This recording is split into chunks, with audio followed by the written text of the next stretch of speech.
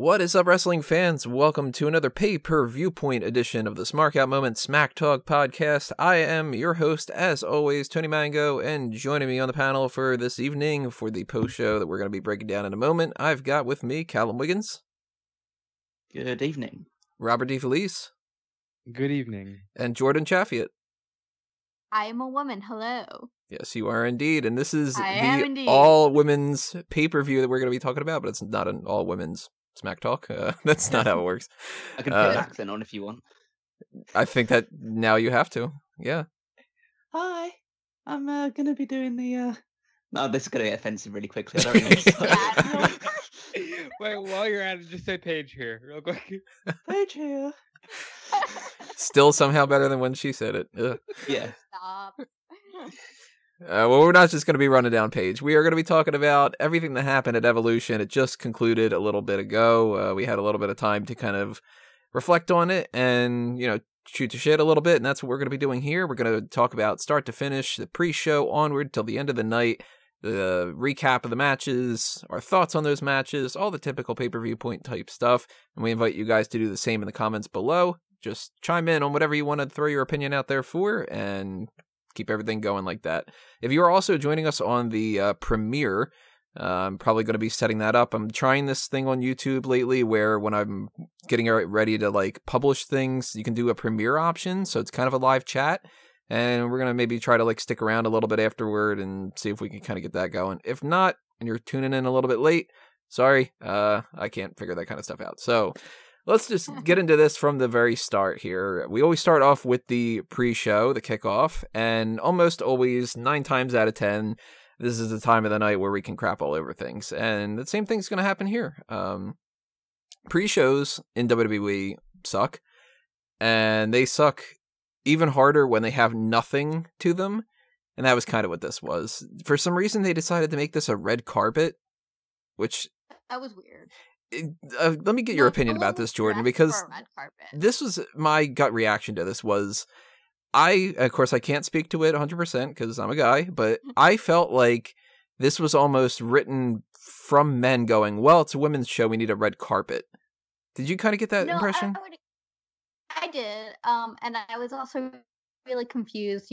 I love gear. I at one point was a fashion design major and thought I was going to design wrestling gear for a living, so I think gear is really interesting, but it was weird that some of them were in gear and some of them weren't. So actually I texted my best friend and I was like, hey, is Sasha out? Because she's not dressed, she's in a nice sequin dress. And he was like, no, I think she's just on later. And it was weird. So I think if you're gonna go the red carpet route, I think it's fun in the Hall of Fame. It's actually the only thing I think is fun in the Hall of Fame because everyone's dressed up. It's kind of like prom. It's wrestling prom. But here it was just awkward. If your match was before a certain point in the show, you were in your wrestling gear because you didn't have that much time in between. And if it wasn't, you were in some sort of kind of formal wear. It was just weird, honestly. And you're right. I think this comes from the perspective of most of the writers, if not all of them, are men, and they're like, what do women like? They like fashion. Yes, we do, but what are you doing here? Well, there's 2 things that popped in my mind in the middle of the last minute or so. One of them being, thank God, at least I didn't hear it, but I don't remember hearing anybody say, who are you wearing? Yeah, which that would have driven me absolutely crazy. Mikaze. My husband is a very good teamster, and he spoils me with merch. The other thing that popped into my mind, though, is when you're bringing up the idea of prom, now I'm just imagining what a horrible prom it would be if every prom was like the Hall of Fame, where you just had these old dudes sit there and go I want to tell you something for 45 minutes. Let me get the microphone. I will either, if I'm free that night, I will just watch the beginning part where they're all doing the red carpet thing and then turn it off. Or if I'm busy that night, I'll just go on Instagram and be like, who is Kathy Kelly wearing? She was wearing Haley Page. It was gorgeous. Why did Finn Balor break up with her? They broke up? Yeah, did you not know that? No, I didn't know that either until recently. Huh. Yeah, they broke up not that long after WrestleMania. It's awkward. Not that I don't love Kathy Kelly, but it's late for Callum, so Sorry. Side note, I don't know. Fine. I want to get involved in all the gossip. That's Yeah. more It's interesting than what happened on the red carpet thing, because this is the criticism that I've had a long time. We've talked about this already, but I hate buzz phrases in companies, and I hate when it feels like, you call like a customer service center and you can tell that they're reading from a checklist and they go, okay, I promise that we will do everything in our power to fix this for you today. WWE has been shoving this couple of lines down our throat recently. It's historic, it's so special, it's blah, blah, blah. And it was just on repeat over and over throughout this whole thing. It didn't matter if it was somebody who is like a company champion like a Stephanie McMahon, or if it was somebody who's on the card like Alicia Fox, or if it's somebody coming back for, a quick minute or two like Eve Torres. They all said the same thing. And I was like, all right, can I just skip to the part where things start happening? Because I already watched I don't know how many hours of this exact same promotional material. I heard this one a lot this weekend. Strong women empowering women, like that whole phrase repeated. Which is so not what Ronda Rousey is. And we'll get to that at the end, I'm sure. But if you want to talk about how empowerment happens through women lifting up other women and through rejecting this idea that, frankly, sorry guys, but men have given us that the only way to shine is to stomp out another woman's light, Ronda Rousey is not a good role model of that. So we'll get to that later, I'm sure.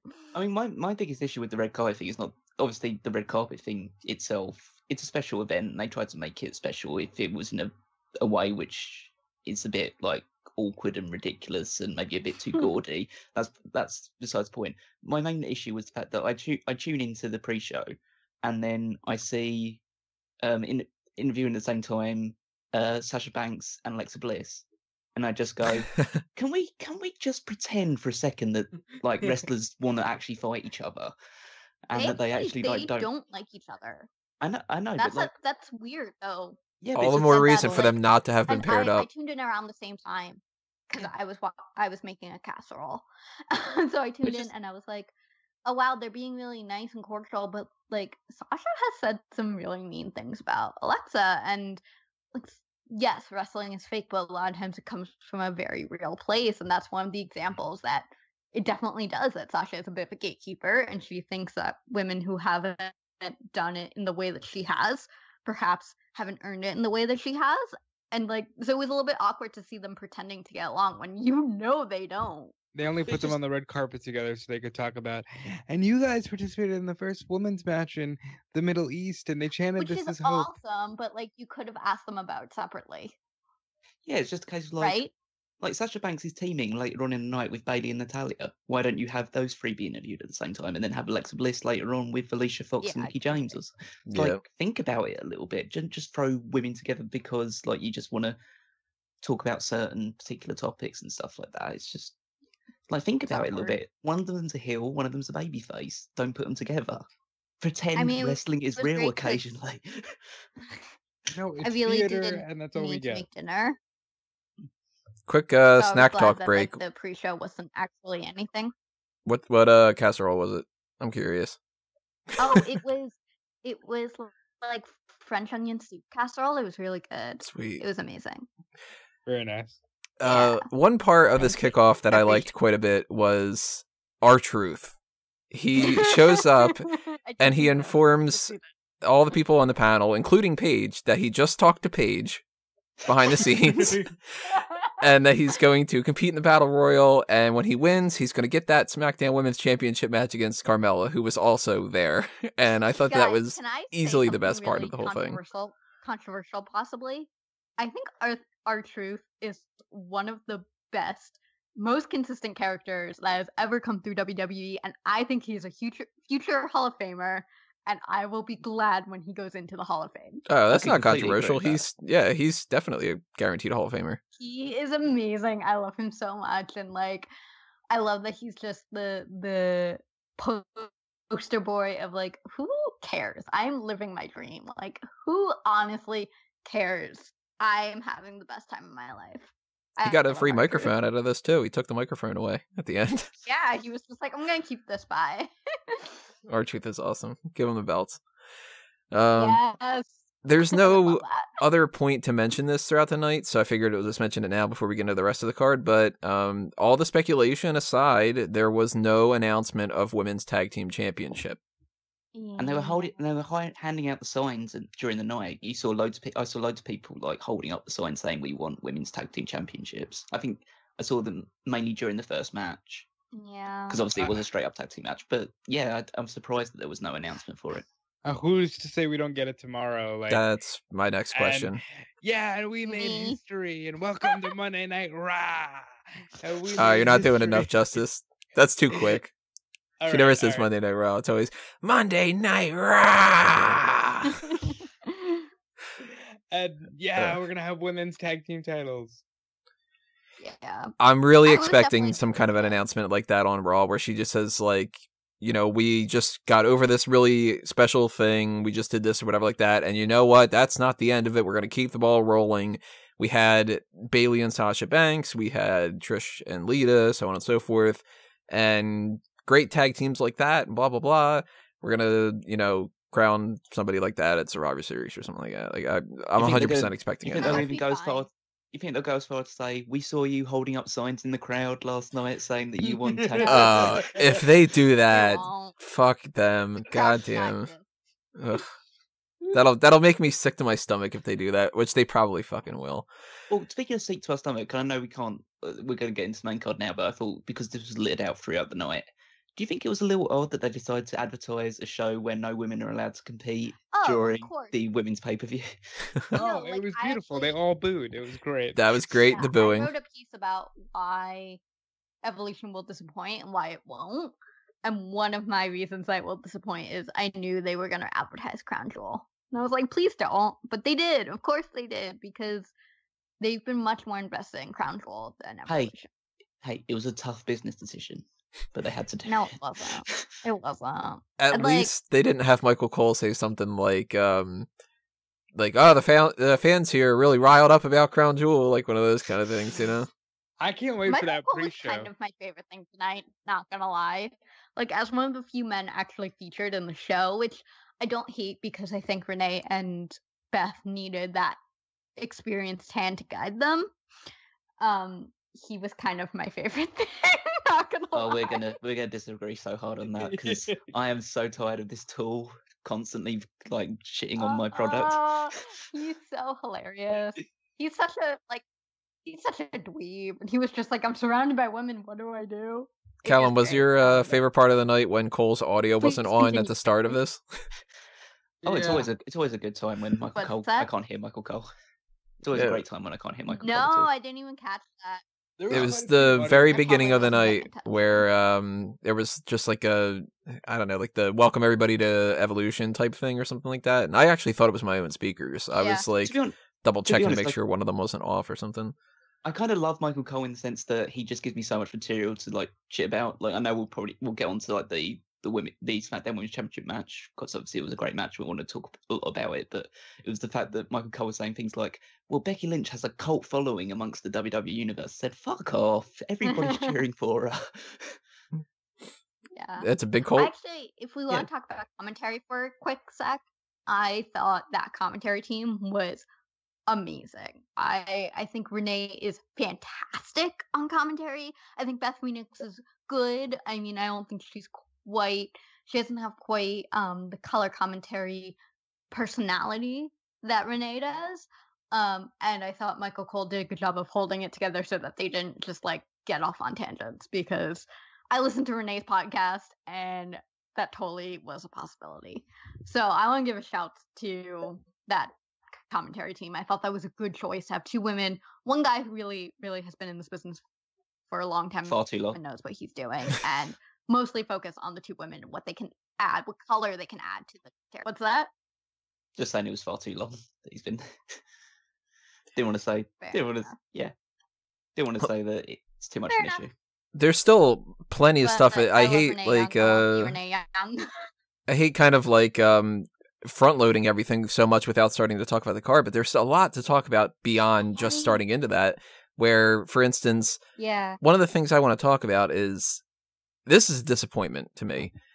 You could tell that they didn't invest a whole lot into this. We had no LED board for the side of the ring No. apron. There's no LED ring posts. They had the dark lights hiding the empty arena.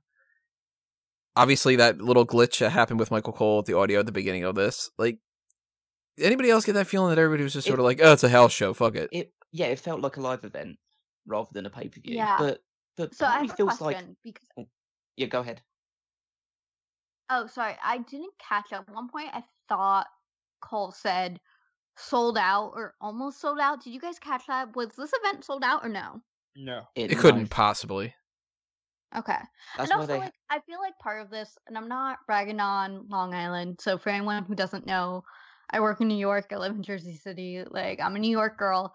Long Island's like fucking far.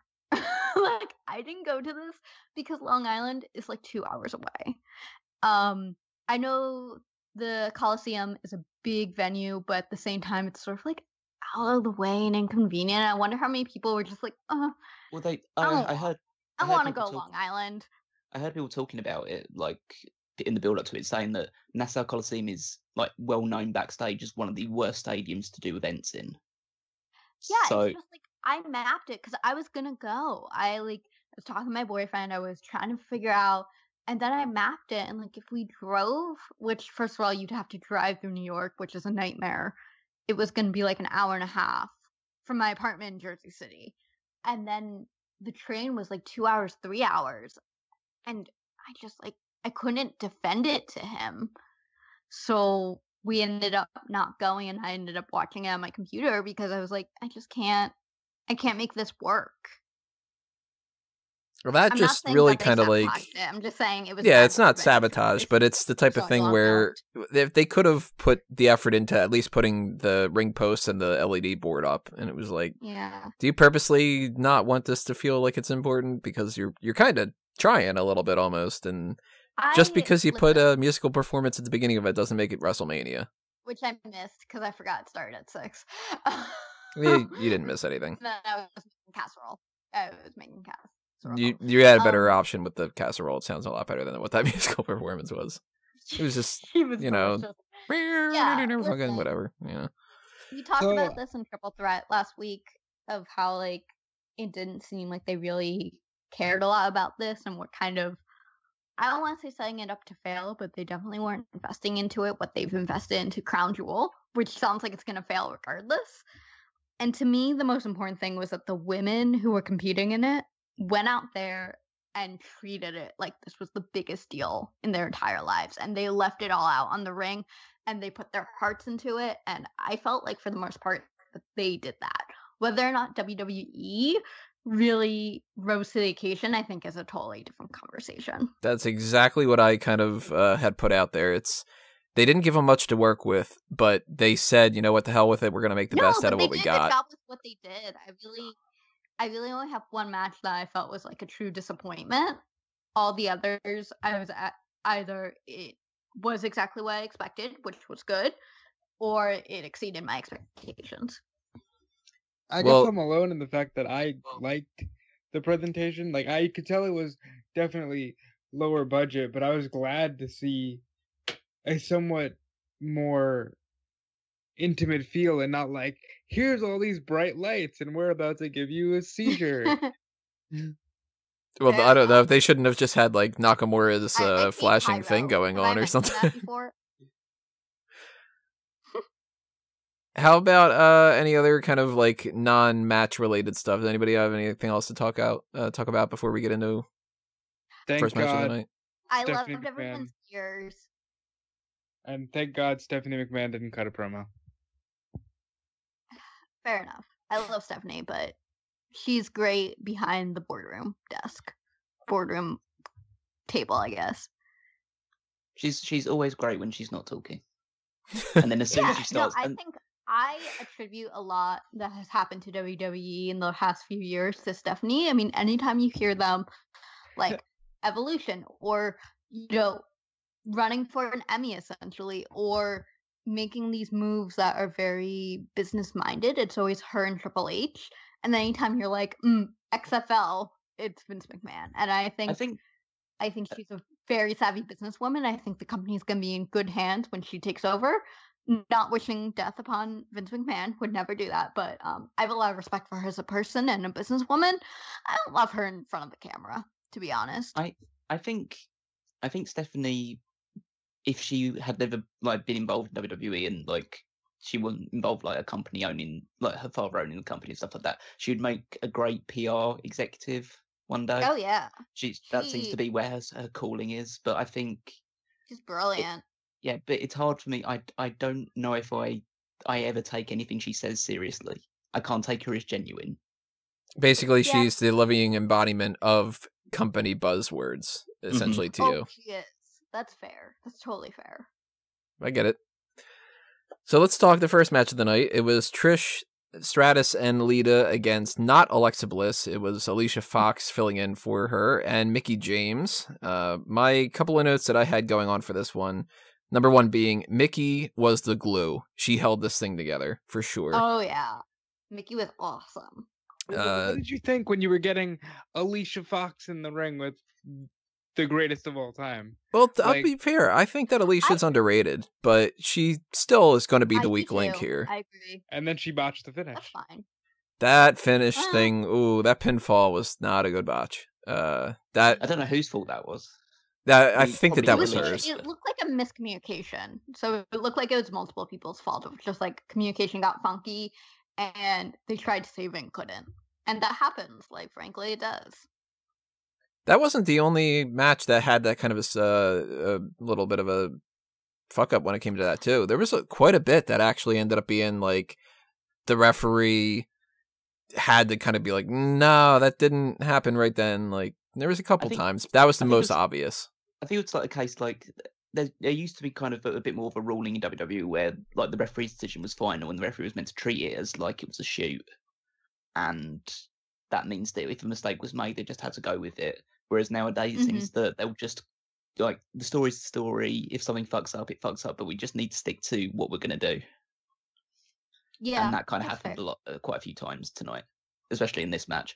In terms of the actual performances, obviously Mickie was great throughout the entire thing.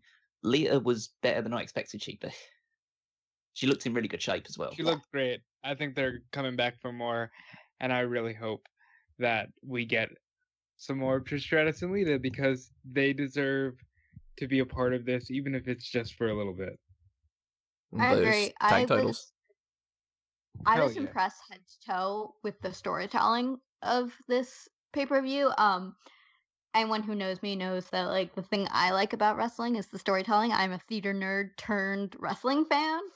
And so I was really impressed with how much they dug into the story, even though like Alicia Fox got added in at the last minute and that really messed with the story I think they were trying to tell.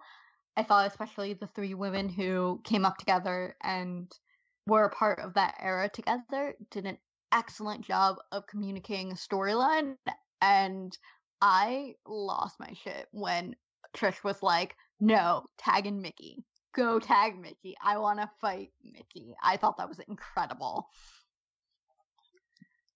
Yeah, that was. It was good to see those two in the ring more than anything else, really. I mean, I'm a fan of Lita, awesome. But it was mainly just I would have been happier if it was like, well, not happier, but like it would have been happier if it was just a Trish and Mickie redo. But I think everyone held their own. Kind of screwed by some wonkiness in terms of Alexa getting hurt. You guys recall she got hurt a little while ago, and it seemed like they pulled her from Mixed Match Challenge. Seemed like she was trying to rest up so that she could actually do Evolution, and then she got a broken nose and a concussion, or just one. I'm not. I think it's supposed to be just a concussion. Yeah. What? From what I gathered, it was since something about broken nose, but it might have just been incorrect. From what I gathered, it was since that Ronda Rousey injured her in the match. Well, not. I don't want to say injured her, but it says, but like she got injured in the match with Ronda Rousey at Hell in a Cell. Yeah, sure. And then she got injured by Ronda Rousey in a match at a live event. Really? Yeah. Well, that was the match. That was another match where she got the injury. So. Probably those flips that she keeps doing. That's why I was scared about Nikki in the match with Ronda. Yeah, I was worried. Like, and we'll go back to that match as well. But it looked at one point where Ronda Rousey actually landed on Nikki Bella's neck, and I was like, "Oh my god, she actually got hurt." I was so scared. Yeah, we're But gonna get to this in a sec. Yeah, but this was a good start. I did a lot of scared face today. But this was a good start to the show. I think they got. Yeah, I thought this was a really fun match to start with. I did think they got a little bit screwed by just injuries happen. Alexa's actually been incredibly lucky throughout her career, especially considering. Listen, I'm 5 foot and I'm pretty small, and like it does not take much to break me in half.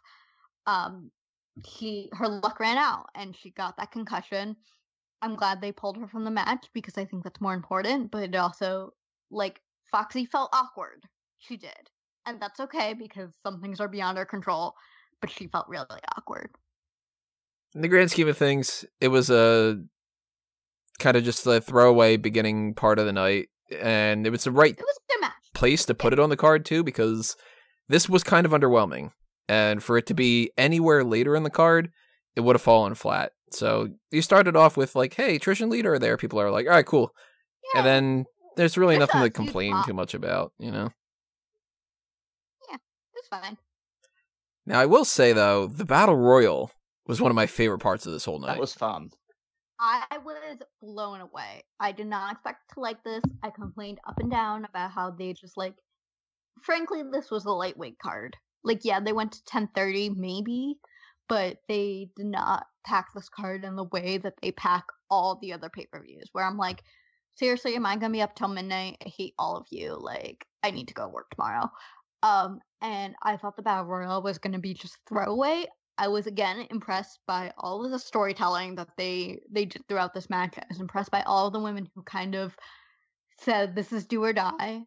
And I was really, really happy with this match.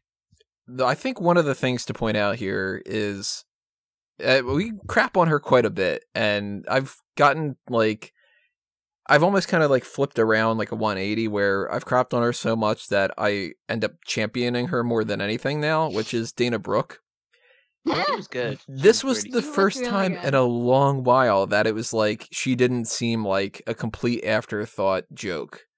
It was like she was actually just another wrestler on top of that. And I was like, good for Dana. Like, she didn't fucking get thrown out in the first minute or something. Now, they did that with the Iconics, but they did that as, like... But they earned it. It's kind of the checkoff thing. Like, there's a list of things that they do in Battle Royals, and they really kind of nailed them all. One of them being everybody all teams up to get some kind of a bitchy babyface out. They've done it before with Royal Rumbles. They've done it with Battle Royals. It's just one of those things. So they did that. They did the whole friend turns on another friend thing with Mandy Rose eliminating Sonya Deville. They did the comedy break with the dance break with Ivory and Carmella. They did the somebody's like supposedly eliminated, but isn't actually eliminated and almost tries to win the whole thing with Zelina Vega. Yeah, the Santina Morella kind of spot. I texted my friend and I was like, yo, I'm a big fan of Zelina Vega. And once I saw she came out and Renee was talking about her dad died in 9/11, I was like, oh my god, are they turning Zelina babyface? Is she gonna win this? Yeah. And then at one point I realized she was no longer in the ring. I was like, oh, did I miss her? Like, I was drinking my wine, I was having my dinner, like, I might have missed it. When she came back, because I'm trying not to scream super loud because I have roommates who don't watch wrestling, I, like, squeaked to myself because that's the only way that I can express my excitement now. I was so excited. I really, for half a second, I thought she was going to do it, and then she was celebrating. And she celebrated just a minute too long, and I was like, nah, they didn't fall out of the ring. She's going to turn around, and Nia's going to be right there. And she was. I'll tell you one thing I was a real big fan of. You mentioned about the whole dragging the card out and stuff like that. I felt like it was great that they all had entrances. Yeah, that was fun. No, I was a big fan of Kelly getting eliminated early. Oh yeah, I know Mandy Rose just became your favorite superstar after that.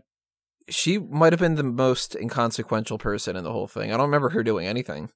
Actually, I mean, it felt bad because I didn't want Molly Holly to go out as early as she did.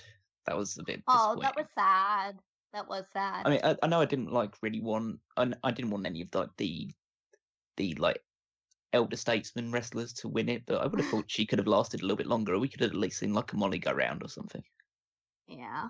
I was rooting for a Lunder Blaze. I kind of wanted to see a one-off of her getting a title shot, but I was surprised that they didn't give it to Ember. The people were really into Ember, and I thought it was her night. She got the win over Asuka, though. That's like the only win she's ever gotten over Asuka. Yeah, but it's Asuka. I was excited because of that. But it's Asuka in November of 2018, and yeah, it doesn't mean the same. Yeah, I'm surprised at how long Ivory lasted. Yeah, she lasted a while. I'm surprised at how long Tamina got in there. I was actually starting to root for her quite a bit. Yeah, I was like, holy fuck, I want Tamina to win. What's happening here? And when she got eliminated, I was legitimately disappointed. I was all Ember for like the last half of it, and I was really excited because I was actually in the building. It was the takeover before Royal Rumble. Was it last year? Maybe the year before, I forget, because it was in Philly for a couple years in a row there. Her match with Asuka is to this day one of my favorite matches that I've seen in person. The one in which one? It was in Philly. Brooklyn? No, it was in Philly. It was the Rumble. It's been in Philly for like 3 years in a row, and now it's not. Well, I mean, they always had good matches. Almost sure. Oh yeah. Maybe I'm wrong. Maybe it was SummerSlam, but regardless, she fought Asuka, and it was one of my favorite matches that I've seen in person. And it was disappointing to me that they never actually let Asuka take a pin for her. I understand what they were going with there, but I think Ember needed it, and I think that her character has suffered because she never got that win over Asuka. So to see her eliminate Asuka, to me, was sort of a conclusion to that story that I think it needed and never got. So I was really excited about that. What do you guys think about Nia Jax winning? Because I'm about 50-50 on it. You did call it. It's fine. It's good. I mean, she's the most reasonable the most reasonable number one contender, right? Out everyone who's in that match. We never got a conclusion to the Ronda Rousey Nia Jax match at Money in the Bank, so it makes sense to actually try and get a winner out of this one. Yeah, but it's gonna be Ronda. I think that Ember would have been better, but I guess they really want to keep Ronda with people that she's comfortable with, and they had a good match at Money in the Bank, so maybe it'll be fun. True. I'm happy for the fact that Nia won for Nia, and I'm happy because it follows the logic of the biggest person should potentially win the Battle Royals and stuff. I'll give you that. But at the same time, you gotta be big and low to the ground. That's how you win a Rumble. At the same time, though, I just don't want to see Ronda Nia again. Like, I kind of feel like we've already been there. It's just a repeat. It can't be better than what it was. It's not going to have the same emphasis behind it, because the last time it was, can Ronda win the title? Well, she's already the champion. We already know she's going to win. So it's just a matter of like, well, now we're just going to have Nia lose again. And it's kind of like, all right, can we just like skip to where we have another new opponent? That's why one of the reasons why I kind of wanted Tamina to win, because Tamina, even though she wouldn't have beaten Ronda Rousey, it was still like, give Tamina, she's never won a championship. Give her a big win here, and that's kind of like the biggest thing of her career, and I'm just disappointed with that a little bit. But the match itself, one of my favorite matches of the night for sure. Can't really complain too much. It was a lot of fun. Then we had the Mae Young Classic finals, which was Toni Storm against Io Shirai. So good. I called Toni from the beginning, and yes, I got spoiled, but I still count it because Io, I think, I don't know, this is one of those things that, depending who you talk to, but in my group of friends, most people were saying Io was going to win, and I was like, no, I just feel there's something about Toni. I think they're gonna put this on her, and I was super excited to see her win. I need to at least reference that to the beginning, that the crowd absolutely died as soon as this match was announced. That's fine, because I was excited. Yeah, it's just the issue that nobody knows who these two are because they didn't promote this match. in any way leading up to it. Other like you'd only know who these two were if you were watching the Mae Young Classic, and the Mae Young Classic did get some decent numbers on the network. They got numbers similar to like NXT, but That's awesome. But yeah, it was. I mean, it was a fantastic tournament, and it was a great success in that regard. But even so, to a casual WWE audience, you're only going to get so many people that have actually watched it. That's actually, let's bring something up when it comes to that.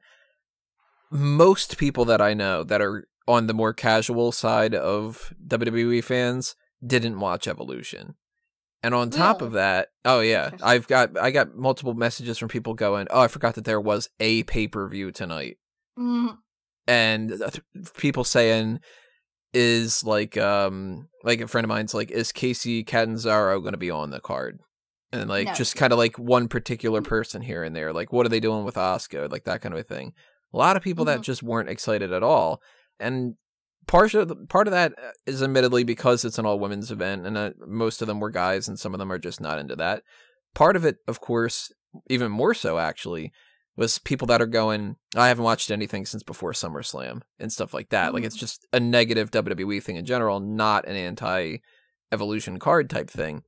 But the Mae Young Classic is another thing that, unless it's people like us that are more deeper invested into this, I don't know anybody that watches the Mae Young Classic or NXT or 205 Live, or a lot of people that don't even watch SmackDown. So when they, bring these two out, and there's a portion of the crowd that's like what we would be, where we would be like, wow, the Mae Young Classic was like one of, if not the most reliable sections of in-ring action for every week these past bunch of weeks. So on top, you got that part of the crowd, and then you got the other crowd that goes, who are these two people? I don't remember seeing them on Raw. And it sucks that they don't get that kind of promotion, because this wasn't even anywhere near as close in my mind of as good as what some of these other matches have been, and it was still damn good. So this just goes to show you how good the other matches were, where it was like, I didn't even enjoy it as much as I did on the regular times, and it was still good. Yeah, I would say my favorite match of the whole tournament was Caitlyn versus Mae Young. I thought that was just, Mae Young, I'm sorry, Mae Young. I thought that was just like on another level amazing. Mae Young is if we're on Snack Talk again. I'm sorry, I have a friend named Julia Yum, and I always do that. No, but so I would agree with that. I'm interested by that analysis, because I heard a lot of people who, due to the main event and due to the nature of the two women who are in the main event, Nikki Bella and Ronda Rousey, who have the most crossover appeal of anyone, possibly on the entire roster, but definitely on the women's side. There seemed to be a lot of people I knew who were just sort of like casual fans who like Nikki Bella and who were tuning in for that purpose only. So it's interesting to me that the flip side of that is also people just didn't necessarily engage with this the way that they would something else, where you have John Cena, you have The Rock, you have whoever. On the flip side though, like last year they did it sort of as the dark match. I mean, it was filmed, but after SmackDown Live. Do you think that's better or worse than putting it on the Mae Young Classic and having a crowd that maybe doesn't care that much? I think it was, I don't know. I think it might have been slightly better in the sense that they'd kind of advertised it as like a show that was going on afterwards. Whereas in this one, it's in the middle of the card, and they've kind of just promoted a lot of other matches rather than this one. So this was just a match that was going on in the middle for it. It's a match that some people may not have even really paid attention that it was going to happen, because at the end of the day, based on the way that Mae Young Classic was scheduled out, you didn't know who was in the match until Wednesday. Right. And by that point, they can't advertise it because Raw and SmackDown's already happened. Well, plus another thing that needs to be factored into this is that some of the people that would have tuned into the Mae Young Classic might not have, because it's pre-taped. And that's another negative here. That's going to hurt NXT, NXT UK, 205 Live, and the Mae Young Classic, and anything else going forward. Because they did the recordings for the Mae Young Classic in like June. So I had to sit on that for like an entire month or two before I even started to say, all right, now let's start getting into the Mae Young Classic. I know who is in the finals. And it's like, that was hard. that's annoying as hell. You know, I tried to shut my brain off and I tried to watch it with, like, for instance, somebody like Xia Li, who was just kind of like, holy shit, she's improved so much more. And that's amazing. Man, she was adorable. But then you get the crowd that, like what Callum said, the crowd's just sort of like blah about this. And they rushed the end of this too. It was just sort of like, oh, okay, well, here's your flowers and here's your trophy. We need to cut to a commercial. Because again, we need to show for the 28th time tonight somebody else saying, it's just so great that this is historic. And I was like, oh my God. The only thing that was useful for was it made it easier for me to write up my review. It was just like, I don't have to pay attention to this for another minute and a half. Yeah, well, I cried. Good. Oh, you want to talk about how I cried? Yeah, I went downstairs to go, like, wash my dishes, and I was really afraid my roommate was going to be like, why are you crying? Because Toni Storm won, and she's worked so hard, and she lost last year. I really felt, and perhaps because I was so invested in the Mae Young Classic and so invested in Toni Storm as a character, I really felt the end of this, and I may have shed a couple tears in this one. Well, like, let's talk about the crowd here, though, because this was a crowd that really popped huge for Kelly and Tori Wilson and Molly Holly, but like they had no clue who these women were. This is a very WWE television / Total Divas crowd, and I'm worried about the message that might send to higher ups. Yeah, that's fair. I think it's just an issue with. I think it's just an issue with the sense that if you're going to build it up in the way that they build it up, you need to at least give some sort of inclination about what the match is going to be for this one, or at least advertise it better than they did. Well, would or at it least have advertise the Mae Young Classic is going on during Raw and SmackDown? Like, yeah, would it have been that hard? They've clearly been trying. 3 hours long. It's 3 hours long. You can put in like a 5-minute recap about what happened in the Mae Young Classic in the last week. They've been trying in so many ways to do as little work as possible. You'd think that somebody would have been like, hey, why don't we have like some 5 to 10 minute segment where we take a little bit of time out of Monday Night Raw and we go, all right, everybody, we just want to show you a recap of what has happened so far on the Mae Young Classic on the first 5 episodes, and we're down the first round. Make sure that you start tuning in because this is great and this is happening and this is whatever. Here's a bunch of the women that have been showcased so far and blah, blah, blah. But Tony, what's happening with the Shield and the Dogs of War? Yeah, let's have them come out for the 10th time in that particular night to say, hey, are you still on my side? Yeah, but maybe not. But hey, maybe. What about that Chad Gable Ascension feud? We need to cover that as well. Oh, wait, that's is that just glorious. Because I've been way behind. Is that a thing? Are you making that up? What, no, Chad Gable and Bobby Roode against the Ascension? Yeah, that happened for about 4 weeks. That's not only a thing, it's also a means to get Connor over more than anything. Yeah, Connor won 2 singles matches in a row. You want to tell that to the Hulu cut? Because I swear I've not seen the Ascension in about 3 years. I don't think that people in the backstage area see the Ascension for the past bunch of years. Oh my god. No, I mean, I agree that they... First of all, did not promote this very well. But second of all, like, why did they sit on the Mae Young Classic for, what, a month? I understand. Okay, these women are traveling around the world. It's really hard to get them pinned down for more than a weekend. That a weekend is asking a lot, honestly. That's fine that you have to tape it all in once. But, like, why not premiere it a week later? That's enough time for post-production, I assume. Like, why wait on it for so long? And I don't think I was spoiled for a couple weeks later until I was like, there was something about the finals, and it was the whole Tegan Knox thing, and I clicked on the clickbait, article, and I'm like, oh well, now I know the finals of the Mae Young Classic. I don't understand why they did that. Well, we're talking about a company that decided that they were going to record something like 18 episodes worth of NXT UK and then only start airing them 2 weeks before Evolution. So we couldn't get the UK Women's Championship. We did not get a NXT UK Women's Championship match. That was the dark match. Was it? I didn't. That's name. Yeah, they did it. Rhea Ripley she defeated Dakota Kai. That's fine. Which that's another negative, is that somebody didn't figure out how a calendar works to be able to do that. And No, somewhat like I don't think they have calendars at WWE headquarters. Maybe they don't have calendars at Stanford, but like none of this was timed particularly well. They work on Saudi Arabia time. Oh, stop! Well, that's a negative. This is something that we probably should have brought up before, but not a single woman in the Battle Royal from NXT. Yeah. Yeah, that was disappointing, and I also like when they showed the NXT. We'll get to this in a sec, but the NXT Women's Championship match, they had 4 or 5 women from NXT are along the ramp. One of them was Candice, who just kind of had this look on her face of like, are you fucking kidding me?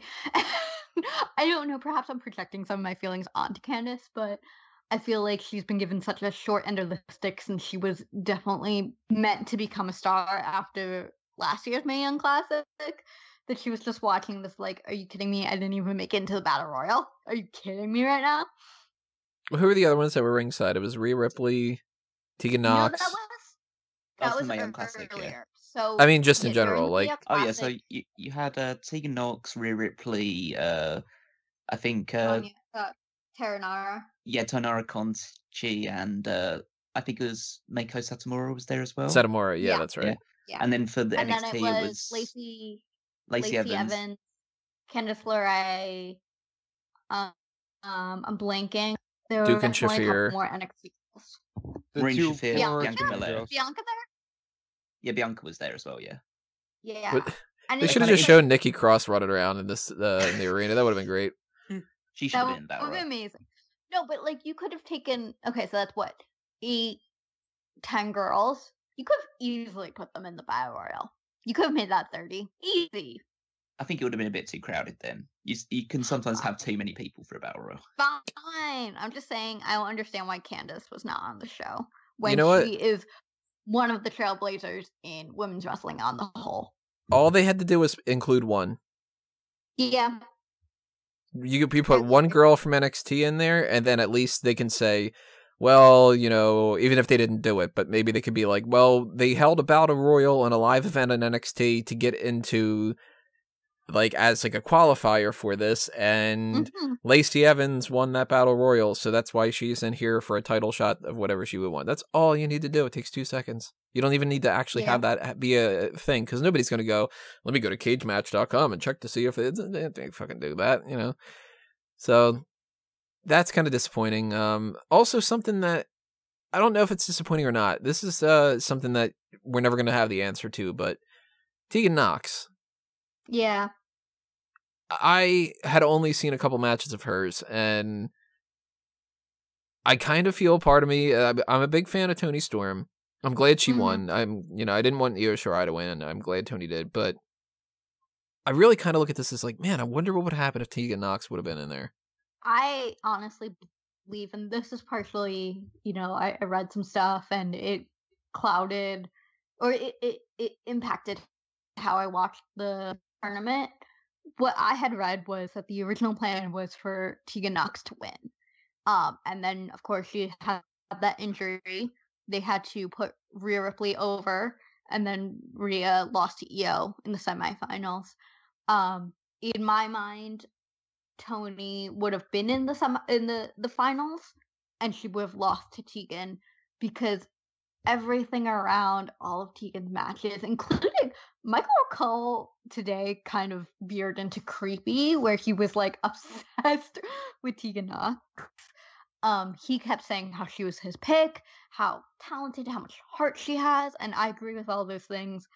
I think she's a really special competitor.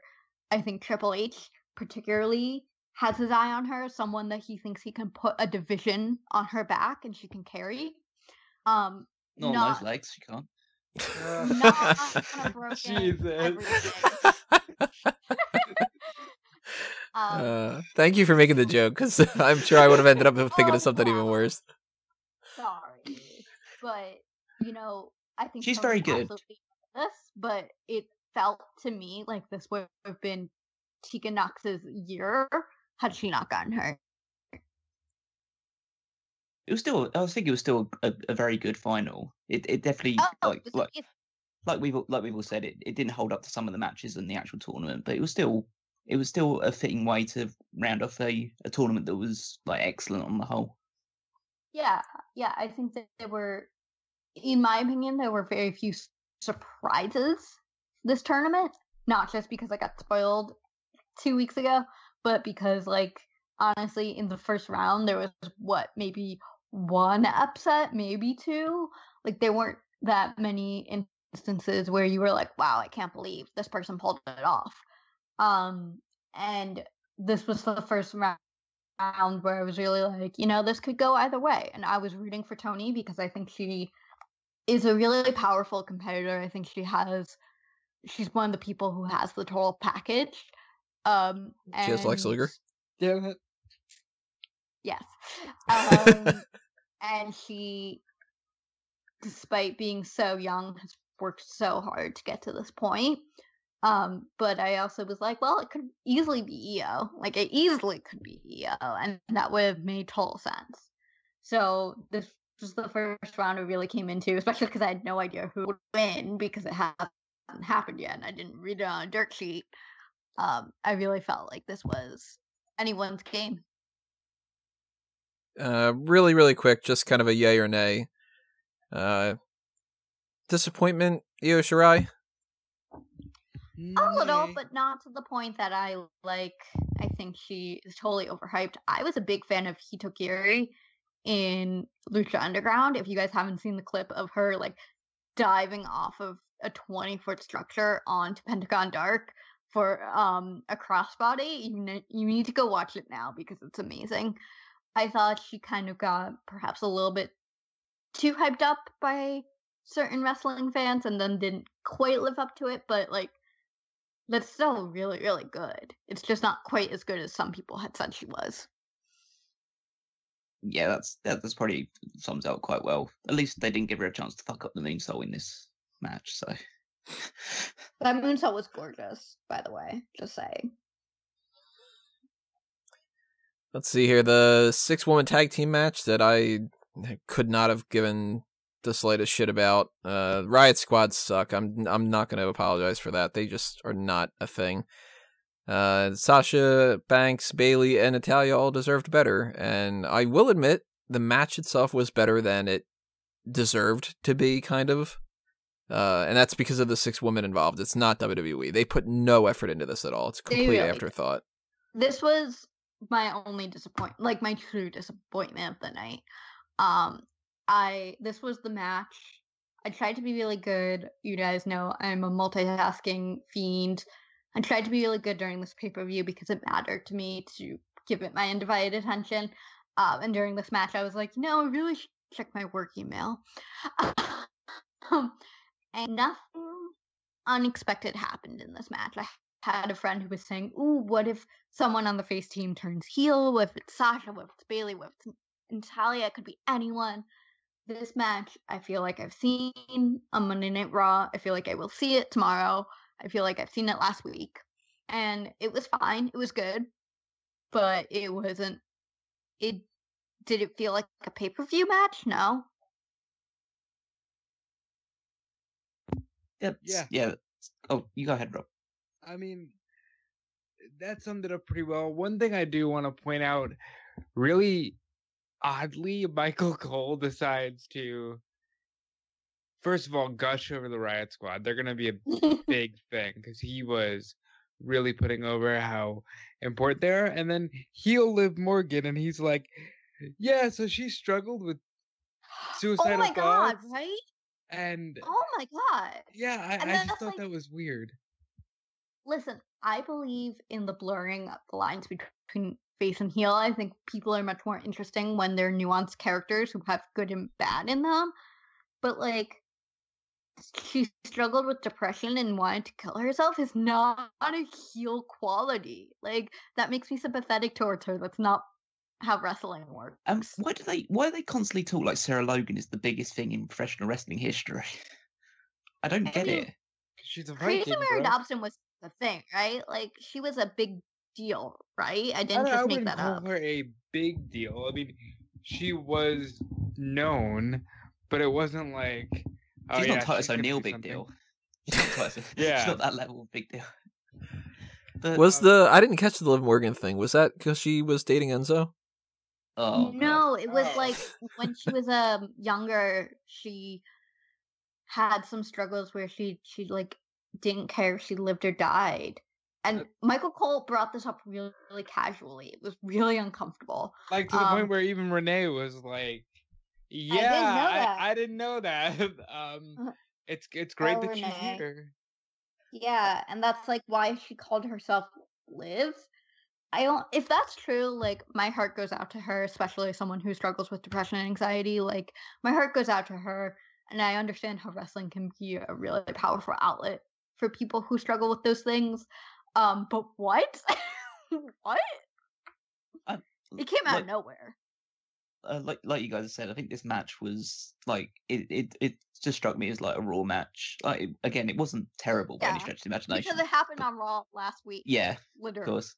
But it felt like it went on way too long.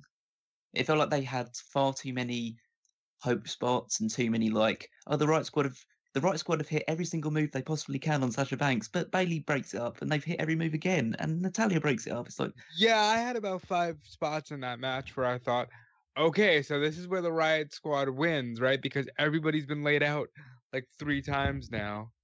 Bayley crawling over Sasha Banks was awkward. Yeah, that was weird. That was awkward, but also very sweet. What was the point of that, though? It was like, I don't want you to get hurt, so I'm going to lay down so that way both of us can get hurt, instead of just pulling her out of the way. That was where logic just goes like, nah. Yeah, fair enough. The equivalent of somebody saying, I don't want you to get shot, and instead of jumping in front of the bullet, I'm just going to stand there and make sure that we both get a bullet to the brain, or like... Yeah. You know what I think they all deserve better, but mostly Sasha Banks because I'm a huge Sasha Banks fan. What I think happened here was they realized that these 6 women were 6 women that they're actually going to need come tomorrow and going forward. So they gave them a lot of time to say, this is like the true representation of what you're going to get every week. You're not going to get Nikki Bella. You're not going to get Last Woman Standing. You're not going to get, these women in the Battle Royal. You're going to get a 6-woman tag. That doesn't mean anything. Yeah, and you'll get these are the characters that you will see going forward. That's fair. It's not untrue. And, like, again, I love every woman who is in this match, with the exception of maybe Natalya. No shade, but, like, I don't find Natalya compelling as a character. I think she's incredible in the ring, but not compelling as a character. And I really wanted more for them, and I don't understand how we got to Evolution without Bayley and Sasha being against each other. I understand how we had like 3 months to plan this, and somehow they ended up on the same side, but also in a 6-woman tag.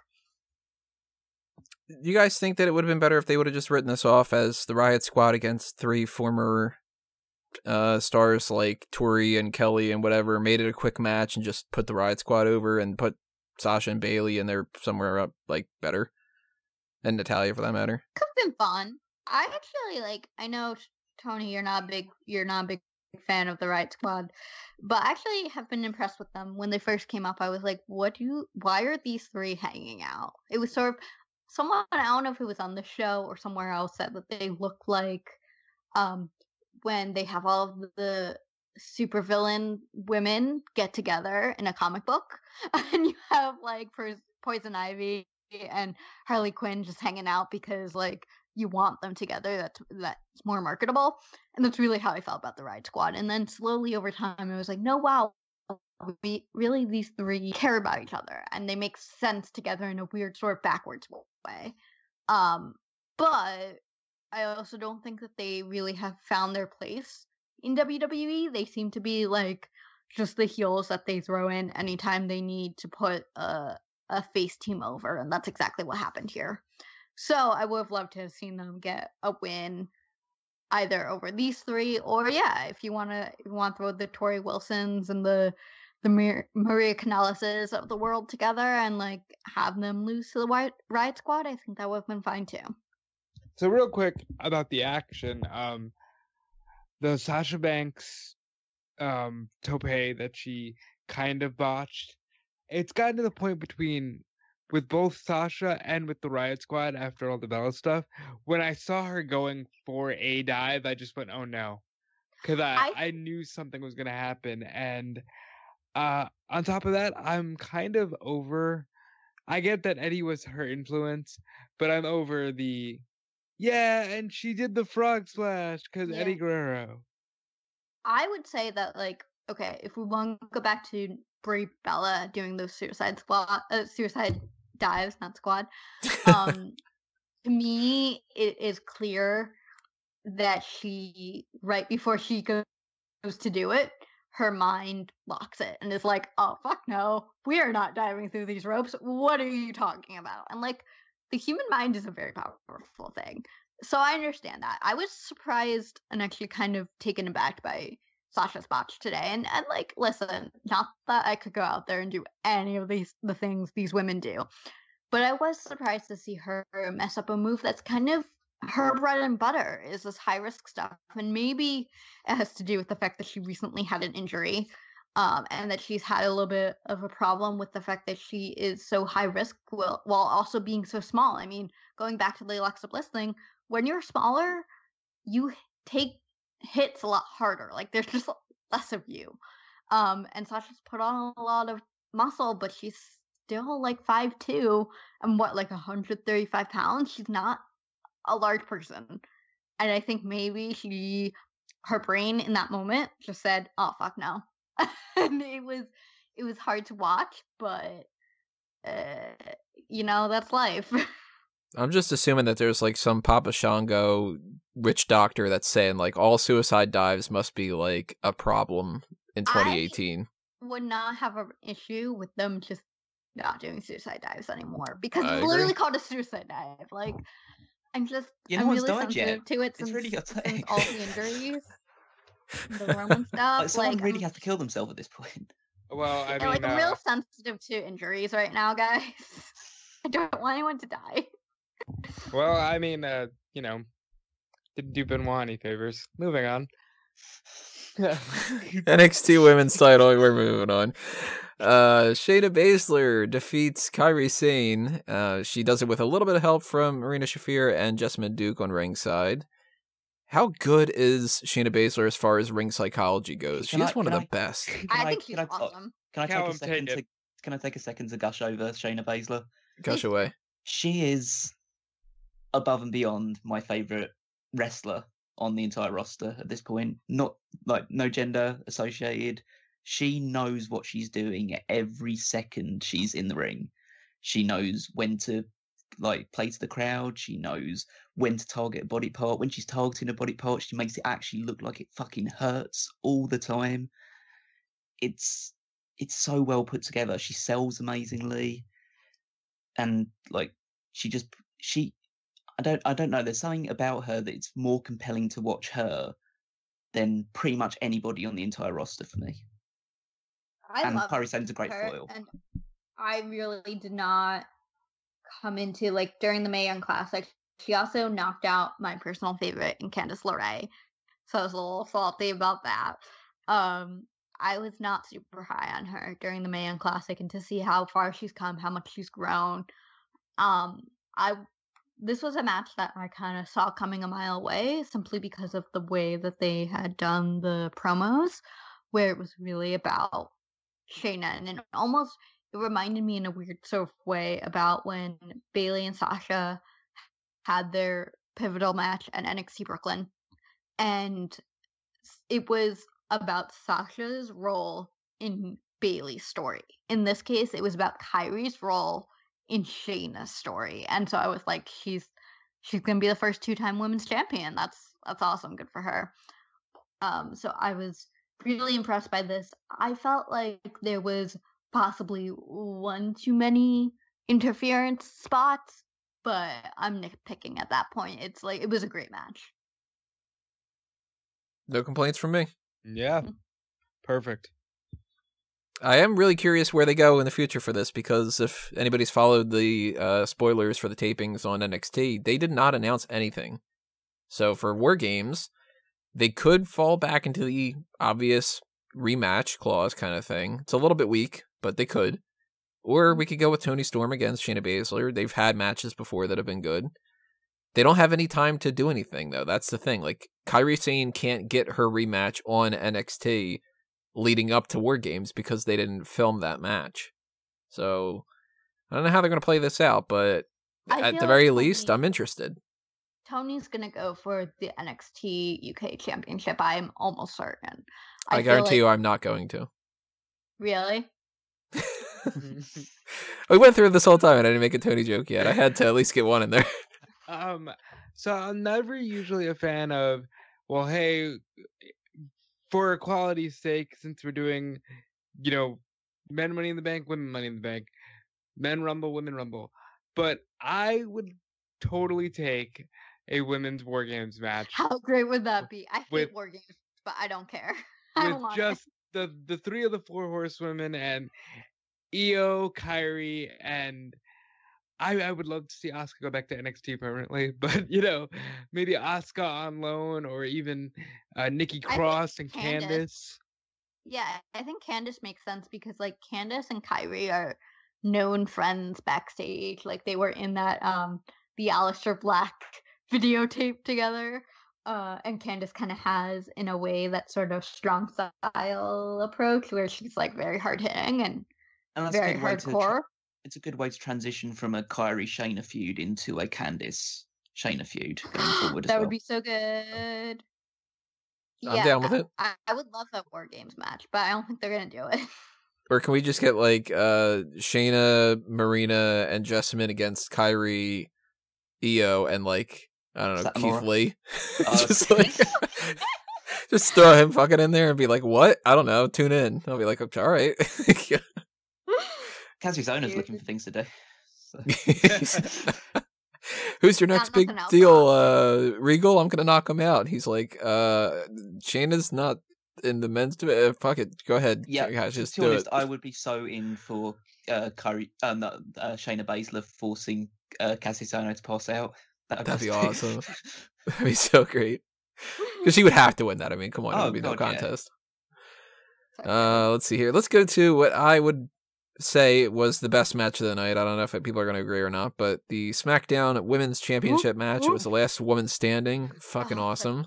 I like how you bring that up. Just very quiet. I don't know if people are going to agree. Of course, we're going to agree. Did you watch the match? You never know. Some people out there think that Aldo Montoya should have made it to the main event. I don't know. That 6-woman tag was pretty good. But,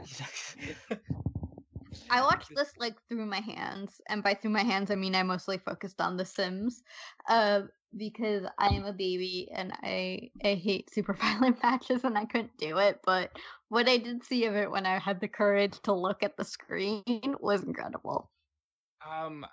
This match was amazing, and I know Callum wants to run down the commentary and the forced Becky's a heel, which is funny because by the time she won the damn match, they went, she has such a strong connection with these people. That aside, what a great match. What a great story. And God bless them for fucking having the courage to put on a real badass women's match on this card, because this is exactly what this show needed. Because when we're talking about the Women's Evolution 10 years from now, we're going to be talking about this match as one of the key points of the Women's Evolution, and it delivered. We saw ladders and tables and chairs and kendo sticks and facial expressions on both women that just told the story so beautifully. I could gush on this match for a very long time, but I'll say they made the right call. Very surprised Becky Lynch defeats Charlotte Flair, and not through shenanigans either. Just Becky Lynch got Charlotte. Clean. Yeah, I thought it was great. I thought it was everything I wanted. I am someone who really identifies with Becky Lynch. Maybe that's not a good thing. But I think there's, if anything, wrestling is fantasy indulgement. And I think we've all been in a situation where we saw someone we cared about or someone we liked or even someone we loved get a chance that we thought we deserved. And most of the time we smiled and we said, oh, you've worked so hard for that. No, I'm so proud of you. But like in our heads, we're like, damn, it would be good to punch this person in the face. And to actually see Becky get to do that because it's fake and like, who cares? To me, that was just something really special. I think this is my feud of the year. I don't think anything is going to top it between now and December. And I'm really excited that they kept it with Becky. I wanted them to, but I also kind of felt like maybe they would go back. I mean, Charlotte is a champion, safe. You can always rely on it, and that's not a bad thing. I'm literally wearing a Charlotte shirt right now, but it's safe and it's boring. It's like the match itself is a masterpiece. It's the best main roster match of the year, in my opinion. I think that in terms of Last Man Standing, there's a lot of issues that you have to navigate with the counts, and we'll obviously talk about the fact that the counts were a little bit wonky in this one, where there was obviously instances where, wow, Charlotte's not on both feet, but the referee stopped counting for some reason. But in terms of the actual flow of the match, it worked. My biggest issue is with the forcing Becky heel scenario. I don't like the idea of Becky walking away with the championship and trying to escape the match. It doesn't. You get behind Becky because she wants to prove that she's the best, and she wants to prove that she's better than Charlotte, and she proves that she fights to get her opportunities, and she's fought for everything she's won. And then if she runs away with the title, it just seems to conflict with her character. So I didn't like that element of it, but her actually winning the match clean was like a nice touch. It's so refreshing that she is going to be given an extended reign with the championship, and not just be a transition between one Charlotte reign to another Charlotte reign. It'll be good. It'll be interesting to see Charlotte drop down the card a little bit and see what she does in like mid-card purgatory for a little bit. Oh yeah, I would love that. Before she inevitably wins the Royal Rumble and challenges Ronda Rousey at WrestleMania, but we'll wait for that point. That's happening. Yeah, of course. But in the meantime, we get to see Becky fight someone else, like Asuka or Naomi or Carmella or something along those lines. Just gives her a fresh feud, lets her like put a bit of a stamp on the championship. And I'm very much looking forward to it. Put her in the ring with Sonya Deville. Let her that would be make awesome. A star out of Sonya Deville. Or Mandy. Or anyone. I would like to see a new star created, and I think Becky is enough of a technician and has now proven to be enough of a character that this can be done. It will be quite interesting to see what they actually do with Becky's character, whether they actually decide to. Now they've had this reaction, and now they've gone past the Charlotte thing, and they haven't hurt Charlotte to the point where she's going to get. Because Becky won, they haven't hurt Charlotte to the point where she's going to be the new Roman Reigns, essentially. So she can stay as a babyface, and people will still get behind her once she's separated from Becky. Like, whether they decide to run with Becky as, like, the Stone Cold type babyface, or they continue with the heel narrative and put her with someone like Naomi. Knowing WWE, they're probably going to have on Tuesday, Charlotte comes out, says, I want to show you some respect that you won fair and square, and Becky will be like, no, fuck you, I'm a heel, blah, and everybody will cheer, and then they'll be like, God damn it, why are they still cheering? Because, like you had said, it doesn't seem to fit with Becky's character that she runs off with the title. It does according to them. They think she's a heel. They just, they don't listen to the crowd. So in their mind, they're like, oh, heels, as soon as somebody's a heel, they instantly become a coward. And let's have her do that because that's whatever. And people must love Flair and all this other kind of stuff. I could see them ruining the shit out of Flair and continuing to push this whole thing with heel Becky and setting her up against like Naomi and trying to have Naomi cut a promo about like, well, you have no respect, and Becky being like, well, fuck you, whatever. And basically just kind of proving that they haven't learned a lesson, because Becky's been cheered every single week and they still haven't changed their mind. I don't trust that they're going to change their mind now. I think it's fine. And like, again, I like nuanced characters. I like complexity. I like the fact that in this feud, like, they're both sort of right and they're both deeply, deeply wrong. I think it's fine to keep Becky as a heel in the sense that, like, she's doing things that are wrong. She's She stabbed her best friend.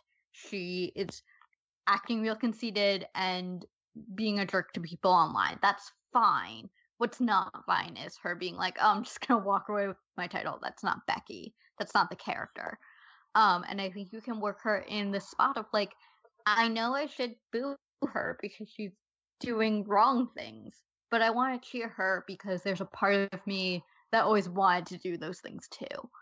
I think that's powerful. And what they need to do with Charlotte is bump her down, have her eat some humble pie, and have her rebuild herself as a true baby face, because the fact of the matter is, when you're Ric Flair's daughter and you're as talented naturally as Charlotte is, people don't relate to you.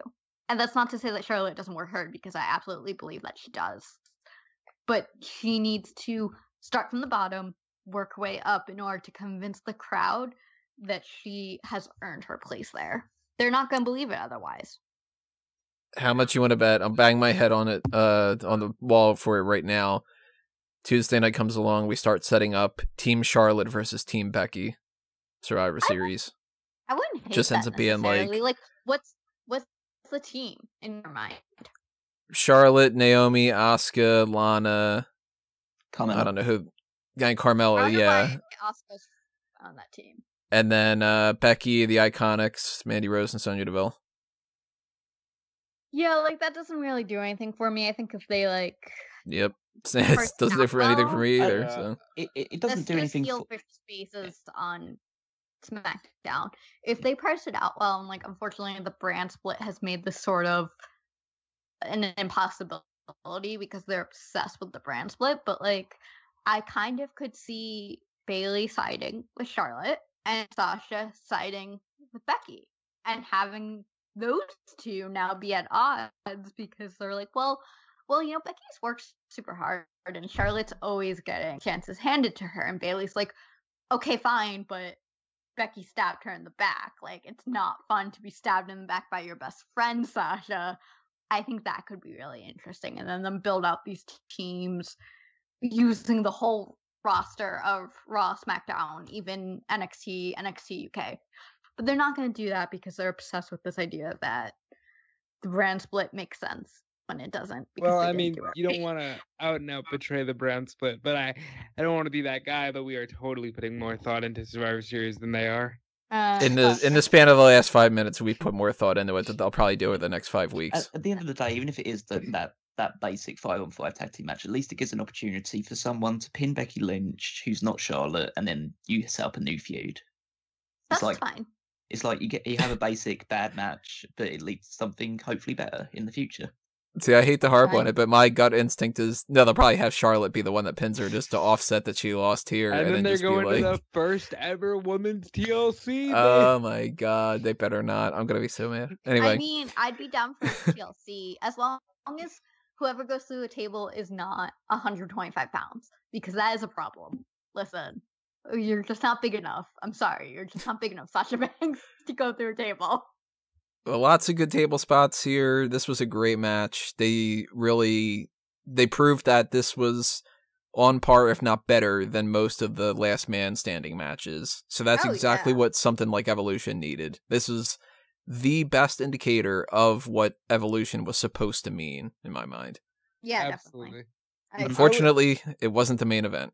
No. Fine, though, like, when was the last time, honestly, think about it. When was the last time that you really felt like the main event of a WWE pay-per-view, not including NXT, deserved to be the main event? Roman Reigns and Brock Lesnar. When was that?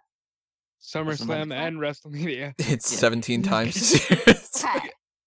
Okay. Well, yeah, it's happened. I would say a lot of the time SmackDown actually has the more interesting feuds, and Raw gets the main event. Maybe it's Raw. Because if you ask Miz, AJ Styles is boring. Well, this was the marquee match. It was the type of thing that they let's just be transparent. Nikki Bella is popular, Ronda Rousey's popular. Let's put them in a match together, and we'll sell some tickets. Who cares if it matters or not? That's exactly what this was, and it was fine. I thought it wasn't awful. It was fine. I don't want to hear people going crazy over this, talking about how it's some 5-star classic. Do you remember the great feud that they had? Bullshit. It was like, it was as basic as it could be. Yeah, I thought it was fine. I thought you can read my piece about how they got this backward. I thought it would have been a lot more interesting if Ronda had, first of all, they should have lost the Riott Squad because those girls needed that bump. And clearly they're still just sort of jobbing out to whoever the popular faces of the day are. If they had lost the Riott Squad, and then Ronda, in her, what we know is her difficulty with loss, with losing, failure, if she had turned on the Bellas, specifically if she had beaten up Brie, I think Nikki could have come to Brie's, come to save Brie, and then come for revenge on Ronda as the baby face, and this all would have made a whole lot more sense. The fact that Nikki is the heel and they have her doing weird things like saying that Ronda's mom would be disappointed in her and ashamed of her, like, it's weird and it's awkward and it doesn't make any sense. And frankly, like, Ronda is not the beacon of feminism that they seem to think she is. I understand that they were never going to put Nikki Bella over Ronda Rousey. Like, Ronda was going to hold on to this championship for a long time. And I didn't even really want Nikki in the ring every week wrestling with her messed up neck. But at least if she was the face, it could have been like everyone was on her side and saying like, yeah, why are you bringing up John Cena? Like, that's not cool. That's not what women do to rise up other women. And instead we got Ronda being a babyface, but like not really, and Nikki being a heel, but her heart clearly wasn't in it. And that was awkward. That covers everything from my point of view. Cool. I'm so glad. I mean, I was in the boat of thinking that I personally believe the roles were in the right place. Really? I'm judging that based on who the WWE audience is, and I'm judging it based on the reaction that I got to that controversial promo segment.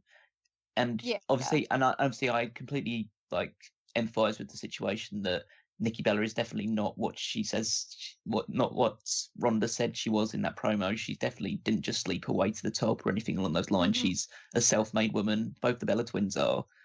But there's this huge, well, I don't say huge, but this big section of the WWE audience that sees the Bella twins and thinks, this is what's wrong with women's wrestling. This is what we're trying to escape from now. And they've used that for years at this point. And the Bellas have gotten so much better. Well, one of them has, at least, has gotten so much better in the ring to like prove the fact that they can not just keep up, but can like match them step for step in the ring.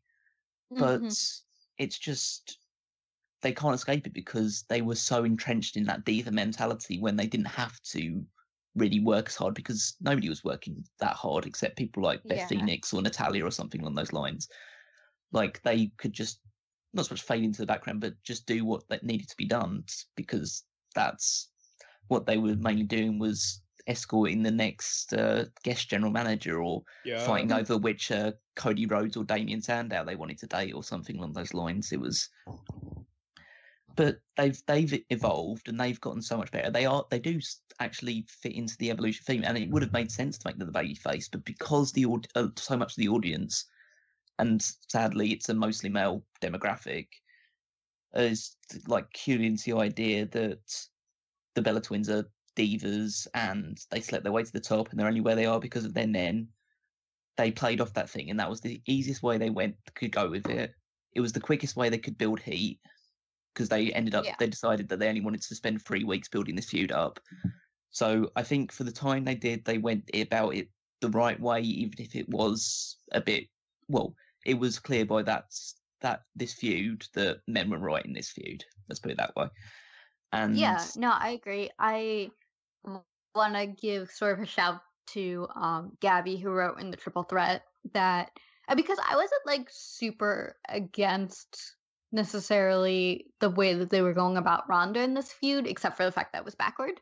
But Gabby pointed out that like watching all of the men cheer when Ronda said that the only door Nikki broke down was the door to John Cena's bedroom was really really disturbing and really awful, and just like didn't feel good as a fan of wrestling that happens to be a woman. And that did put it into perspective for me, because I was kind of thinking of it from the perspective of, well, if I'm looking at it from the fact that Ronda's a jerk, which is maybe something I think about her anyway, and Nikki is in the right here to say, hey, don't judge me for who I fell in love with. Like, that's not fair. That makes sense. And like, Ronda has said these things about women, not necessarily Nikki Bella, although behind closed doors, who knows? That made sense, except for the fact that WWE was pushing Ronda as the babyface and as the person who was in the right, and all of these men were cheering that. That was gross, and that didn't feel good, and that didn't make me feel like I have a place here in the fandom of WWE. So that wasn't great, but it did make me really into the feud from the perspective of, let's go Nikki, kick her ass. And I had a couple of moments where I enjoyed this match. I wouldn't say it was my favorite in the night or of all time, or that it was necessarily like an excellent 5-star wrestling match, but it was good for what it was. And like I said, like, they put the most popular match on last. They put the match that they think is going to make them money on last, and that was this, and that's okay. Why did Brie Bella have a flag? Because it's an army, and I just we ask the real questions on this podcast. No, I love how there's this impassioned, like, the difference between, different fandoms and like, Ronda Rousey and all this, and then it's just like, so that flag. Listen, I have talked on end. Army? Yeah, but obviously they're trying to show merch. I have talked on end that I don't think that this feud was booked properly. I have talked on end that Nikki Bella should have been presented in a better light, because she does reach so many people because of the Bella Army, and this came across as the laziest possible outcome. And I have to say, even for what I was expecting, I was underwhelmed by the quality of this match.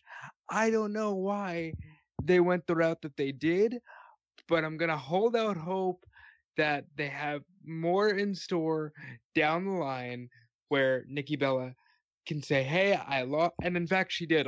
Spoiler, I watched an exclusive from WWE.com after the match. She said, hey, I lost. I guess the Divas era is truly over, but now I'm going to go away, and when I come back, I'm going to be a real woman that everybody needs to be afraid of. And okay, let's go somewhere with that, because what we got here could have fit into a 2013 SummerSlam card, and it wasn't an impressive match. I honestly don't know why, they went the route they did with the boyfriend stuff and the mother stuff, and I guess it got a laugh, but that was my thought. They came out here and Nikki's waving a flag, and I'm like, all right, but you're not the baby face. You look like a moron. Like, I don't know, man. It was quite a split crowd, though. Do you think Nikki knew she was the heel? I'm not convinced Nikki knew she was the heel. I think day of, they backtracked and kind of tried to make it 50-50, even though they were having Nikki say the things she was saying, because Renee Young, Paige, and Beth Phoenix got on the mic. They were pulling her over. Yeah, they got on the mic during the pre-show, and they're like, listen, I don't think that that's right to call her a DNB. She's the hardest working woman we know, all this stuff. And yeah, I did groan when they said this match means so much for the Bella brand, because it should be about the title. But I understand the Bellas are a brand, and then they booked it wrong. It's okay. They didn't care about Evolution outside of the concept of, wow, isn't this special? And that's great as a first step in a bigger picture, except I'll say it again, they're so late to the dance that this first step is still miles behind where we should be.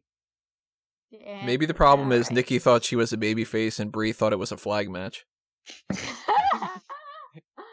Listen, Brie is really busy, being a mom, running some businesses, starring on Total Divas, is presumably handling Darren Bryan's calendar and his social media presence.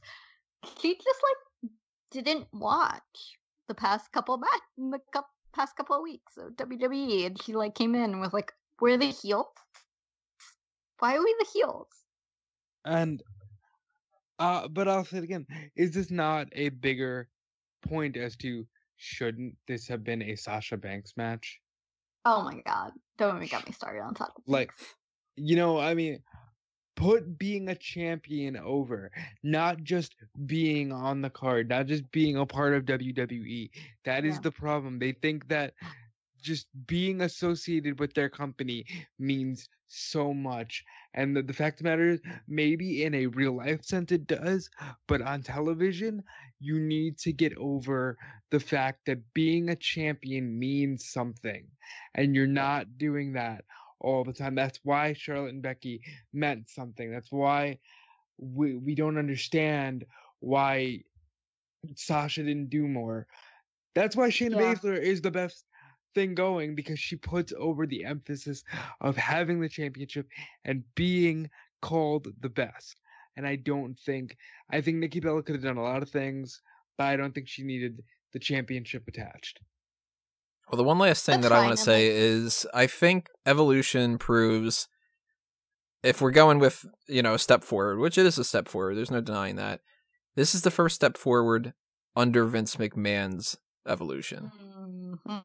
And eventually when Triple H and the people that have a different philosophy of booking things goes, it's going to be a lot different. And that's why we had a little bit of hiccups here, other than, botches happen once in a while in matches and stuff, but I think you look at the main event, and that's a main event under a Vince McMahon regime, and the Becky Lynch one is a main event under a Triple H and Stephanie regime. But overall, I gotta say, this was a better show than what WWE put the effort into. The women made sure that it ended up succeeding. Yeah, I'd agree with that 100%. I really, first of all, I set the bar at does this match or exceed an average pay-per-view by WWE standards? And I would say it definitely exceeded that, because frankly, the bar is not very high. It has some high spots, it has some low spots. Main event is usually a little bit underwhelming. What's that? Thank you. Sorry, just had to throw the Big Show out there as well, because he's now the bar as well. He's raising the bar. He is. Thank you. And I think also it sort of does feel like a consolation prize, crown jewel, but I'm a little bit happy that this happened in the same week as Crown Jewel, because in a week we'll be like, well, what was better, Crown Jewel or Evolution? And frankly, I don't have a lot of confidence that Crown Jewel is going to be better than Evolution. And my bar was, do they go out there? Do they leave it all out there? Do they act like this matters? Do they put their heart and soul into this? And every single woman who can be it tonight, I felt acted like this matters, and that's all that means something to me. By the way, they hugged at the end, but you all knew that was coming. Yeah, that was actually less than I was expecting. Hugging is the best. Women love to hug. Just have you ever hung out with drunk women? We love hugging. It's our favorite. It's just really touching each other. It's just we want to love each other. Rob, last thoughts? Callum, whichever one wants to go first. You want to go first, Rob? Better than I expected in some regards. Here's the kicker. This isn't something I want to see again. I want to see women main eventing SummerSlam and main eventing WrestleMania when the match is appropriate to do so. I don't want to see them put together a half-ass card in the name of history when they're not really delivering. So overall, good show. I would go out of my way to see it because it is a special thing, but don't do this on a yearly basis. I'd say if I was to like try and get some analogy for this pay-per-view, I'd say imagine like you're about to do like a dive in the Olympics, and during the dive you've somehow like both of your arms are separated and your legs are broken and you're just flailing about in midair and stuff like that, and yet you somehow managed to go into the water without causing any sort of splash. That's kind of what it was. It was a pay-per-view that was, in terms of the booking, seemed destined to fail, or seemed destined to be a disappointment. And because the effort, like certain booking choices, because the effort of the women involved, putting in the best show they possibly could, it delivered far and above what it seemed like it would do going in. And that is a lot of credit to a lot of the really talented women on this roster who made Evolution, who had actually made Evolution what it is, and then made the Evolution pay-per-view like a success when it could have so easily been a colossal failure. Alrighty, everybody. Well, as we've talked about us throughout the hour and a half or so, hopefully you've been telling us what you thought about these matches and stuff. And if you haven't, drop them in the comments section below and tell us your overall thoughts of Evolution, top to bottom, whatever you want to chime in on. Make sure that you subscribe to the YouTube channel and check out the future content that we got coming your way, because this is the end of this post-show, at least. Next week, of course, we have Crown Jewel coming up, so if you like post-show pay-per-view type content, well, we've got lots of Pay-Per-Viewpoint stuff coming up with that, too. Crown Jewel is still on, at least as far as tonight is concerned. So we're going to do our predictions after the hot tags, and then we'll do the post-show after Crown Jewel. And anything else that's happening, you should always be aware of things through that little subscription box on the YouTube channel. Just ring that little bell for notifications, and you'll get the little email alerts of when things are posted. And I mentioned before, I've been trying out the Premiere thing, still trying to figure out if there's like a better way of doing that or whatever. But it's a fun way to kind of keep a chat going a little bit in the meantime while the processing is going on and the uploads and stuff like that. So also be aware of the YouTube's... not the YouTube's, what am I doing here? The Facebook and the Twitter account for Smark Out Moment. They're both at Smark Out Moment, so follow those. Make sure you pay attention to the Patreon if you want to show your support for us and you want to throw a little spare change our way to help keep things going and grow in the future. Just, be a part of that. Hit up the TeePublic and the Redbubble shops to buy a t-shirt or some other kind of merchandise you might be interested there. Check out smarkoutmoment.com's weekly content and everything else that's happening on that side. For me, I also have fanboysanonymous.com for the movie review and geek culture stuff, so check that out for Week in Geek. And actually, it's the end of the month, so 6 Flicks Picks is coming up soon, too, for November. And I don't know, maybe we'll try to figure out something for Halloween on Fanboys or something on Smart Out Moment, too. I don't know. Pay attention for Halloween. Maybe something will pop up. But that's my side of the plugs. Callum? Well, you can follow me on Twitter at Wigmeister14. And in terms of like the weekly content for Smark Out Moment, I'm providing a fair chunk of it this week with Women's Wrestling Weekly and the Power Rankings. And yeah, just check out all the weekly stuff because it's all good. Jordan? You can find me at _LikeJordan_. I usually post any of my writings of the week if you're interested in mostly women's wrestling, sometimes not women's wrestling as well, and some random entertainment stuff as well. I'm usually on Triple Threat these days. You can find me as the person somehow writing a dissertation on feminism in the middle of the Triple Threat. That's usually me. Rob, round us out. And I am the guy who heads that Triple Threat. And does not write a dissertation about feminism. I do not, because I talk about it here. But this week we'll be doing a Crown Jewel preview, and also, of course, stay tuned to WrestleZone.com for your daily wrestling news. I do the news shift from 12 to 4, as well as the daily live chat on the Facebook page. And if you want to follow me, I'm everywhere at Dude Felice for the time being until I change it to something more wrestling related. Time Killer Apparel. Put some new hoodies up. Buy some merchandise. Support me. If you support me, you're supporting Smark Out Moment, and we love you for that. And that's it for me. Alrighty, everybody, that is it for all of us. Thank you for tuning in to this edition and all the other support that you guys show in the future. Give us a like, give us a share, whatever the case may be. We will see you next time. Adios, everybody. This has been another Smark Out moment, and we're being counted out.